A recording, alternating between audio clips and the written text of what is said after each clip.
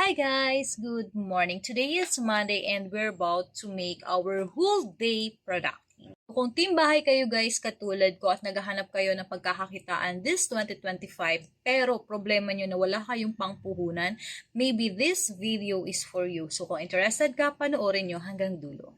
Yes, opo. Tama po yung narinig ninyo dito sa work from home na i-offer ko sa inyo, i-share ko sa inyo is wala po kayong ilalabas na kahit na piso. So, ang kailangan lang po natin dito is masipag po kayo sa pag-copy and paste. So, provided na din namin guys yung mga ipopost ninyo. So, pasipagan na lang din po talaga sa pagka-copy and paste sa inyong mga social media account. Sa work from home na ito, every 15 and 30th of the month po yung payout natin.